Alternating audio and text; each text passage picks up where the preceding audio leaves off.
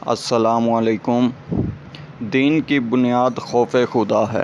ارشاد نبوی صلی اللہ علیہ وآلہ وسلم۔ والدین کا مقام۔ قرآن ایک مکمل ضابطہ حیات اور جملہ شعبہ ہائے زندگی میں ہماری رہنمائی کا علم بردار ہے۔ قرآن پاک میں جہاں بھی اللہ تعالیٰ کی عبادت کا حکم ہے، ساتھ ہی والدین کے ساتھ بھلائی کا حکم بھی ہے کہ اپنے والدین سے حسن سلوک کے ساتھ پیش آؤ۔ چنانچہ قرآن مجید میں ارشاد ربانی ہے کہ خاص اللہ ہی کی عبادت کرو اور والدین کے ساتھ حسن سلوک کے ساتھ پیش آؤ، اور جب ان میں سے ایک یا دونوں کو بڑھاپے میں پاؤ تو انہیں اف تک نہ کہو۔ اس آیت کریمہ میں اللہ تعالیٰ نے سب سے پہلے اپنی عبادت کا حکم دیا کہ میری ہی عبادت کرو، اور جب تم مجھے اپنا خدا مان لو تو اپنا اللہ تسلیم کر چکو، تو مجھے خدا مان لینے کے بعد تم پر ضروری ہے کہ اپنے والدین کے ساتھ بھلائی کرو، ان سے اچھا برتاؤ کرو، اور جب تمہارے والدین بوڑھے ہو جائیں تو ان کی خدمت کرو اور ان کو اف تک نہ کہو، کیونکہ والدین کو کسی قسم کی اذیت نہ پہنچے، اور جس کام سے والدین کو اذیت پہنچے اس سے اجتناب کرو۔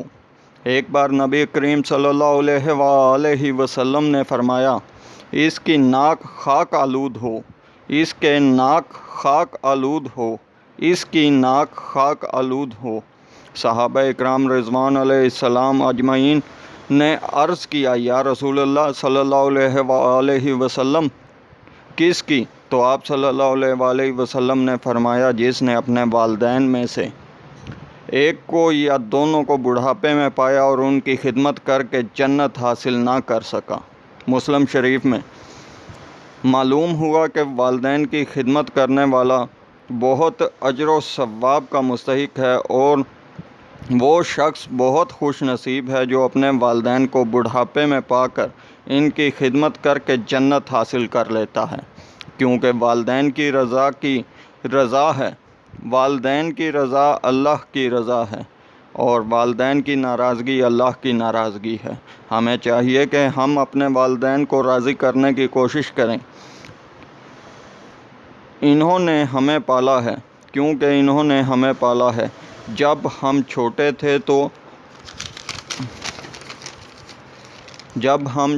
تھے تو ہمارے والدین نے اپنے آپ پر سختی برداشت کی، لیکن ہمیں کسی قسم کی تکلیف نہ پہنچنے دی۔ تو جب ہم بڑے ہو جائیں تو ہمیں چاہیے کہ والدین کے ساتھ اچھا برتاؤ کریں، ان کا ادب و احترام کریں، اور کوشش کریں کہ ان کو کسی قسم کی اذیت نہ پہنچنے پائے۔ حضرت ابو ہریرہ رضی اللہ عنہ سے روایت ہے کہ ایک شخص بارگاہ مصطفیٰ میں حاضر ہوا، عرض کی، یا رسول اللہ صلی اللہ علیہ وآلہ وسلم، میرے حسن سلوک کا زیادہ حقدار کون ہے؟ فرمایا تیری ماں۔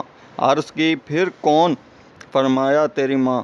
پھر عرض کی پھر کون؟ فرمایا تیری ماں۔ عرض کی پھر کون؟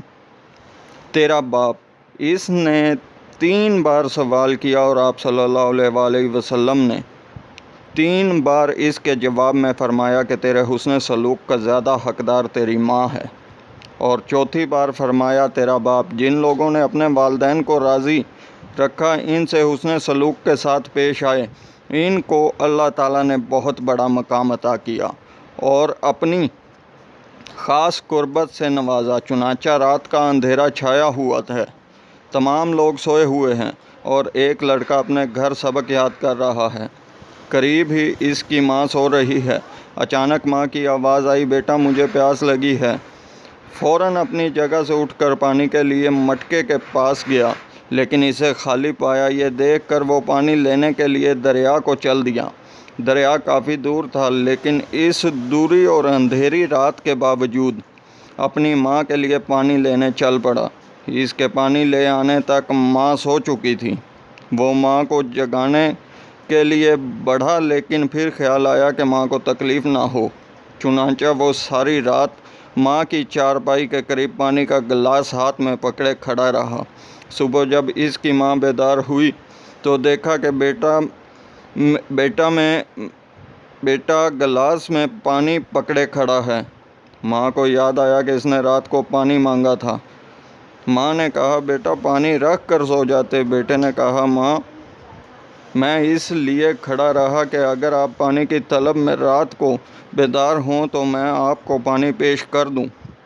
ماں یہ سن کر بہت خوش ہوئی، بیٹے کو گلے لگایا اور دعا دی، یا اللہ جس طرح میں اپنے بیٹے سے راضی ہوں تو بھی اس سے راضی ہو جا اور اسے اپنے مقبول بندوں میں سے کر دے۔ چنانچہ ماں کی دعا قبول ہوئی اور اس کا بیٹا بڑا ہو کر بہت پایا کا ولی بنا اور بہت علمی اور روحانی مقام حاصل کیا۔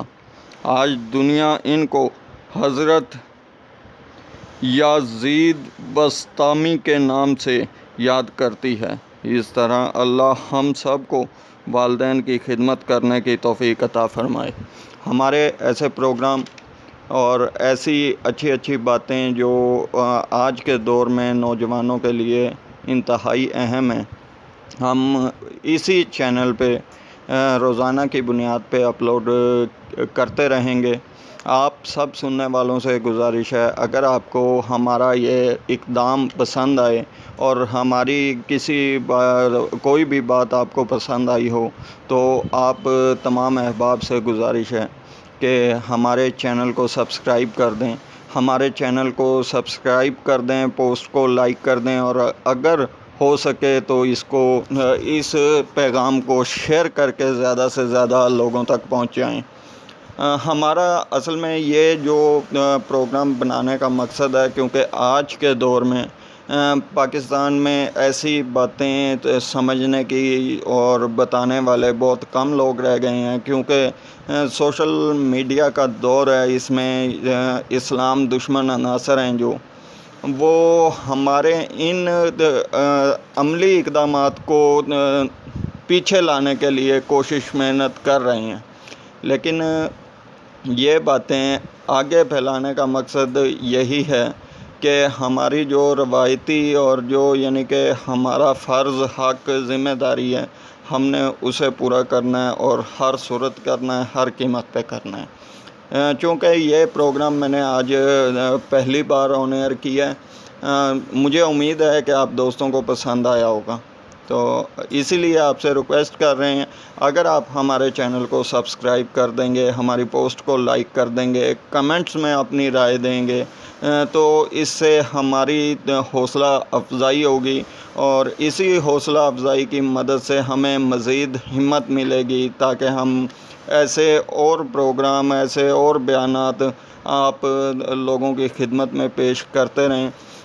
اصل میں ہمارا جو مین مقصد ہے وہ یہی ہے کہ آنے والی جو نئی نسل ہے ان کو ان باتوں کا پتہ ہونا چاہیے، چونکہ آج کا جو دور ہے اس میں اس قسم کی باتیں کرنے کی فرصت کسی کو نہیں ہے، نہ والدین کو ہے، نہ دفاتر میں ہے، نہ اسکولوں میں ہے، کسی جگہ پر ایسے بیانات نہیں سنائے جاتے اور نہ ہی ان پہ کوئی عمل درآمد کروایا جاتا ہے۔ ہم یہ آن ریکارڈ یوٹیوب پہ پیغام اپلوڈ کر رہے ہیں۔ مجھے امید ہے کہ میں نے آج یہ پیغام اپلوڈ کیا ہے تو یہ آنے والے 10 سال تک لوگ اسے سنیں گے، اسے سمجھیں گے، اس پہ عمل کریں گے۔ اگر میرا اس ویڈیو بنانے سے میرا کوئی بھی دیکھنے والا ایک بھی شخص اپنی زندگی میں کوئی نیک عمل کر جاتا ہے تو میرا یہ ویڈیو بنانے کا اور اس پہ محنت کرنے کا، اتنا پیغام پہنچانے کا صلہ مجھے مل جائے گا۔ لہٰذا آپ تمام دوستوں سے پھر مؤدبانہ گزارش ہے کہ آپ ہمارے چینل کو سبسکرائب کر کے ہمیں حوصلہ دیں، ہمیں ہمت دیں، ہمیں جرأت دیں تاکہ ہم ایسے بیانات ڈھونڈ کر لائیں اور آپ لوگوں کی خدمت میں پیش کریں۔ یہ پیغام میں ویڈیو میں دینا چاہتا تھا لیکن ویڈیو میں اس لیے نہیں دیا گیا کیونکہ اس پہ تھوڑی سی محنت اور ورک زیادہ ہوتا ہے جس کے لیے مصروفیات ہیں، ابھی ٹائم نہیں ہے۔ میری آئندہ کوشش ہوگی کہ میں اگلا اپنا پیغام ویڈیو لنک کے ذریعے آپ تک پہنچاؤں۔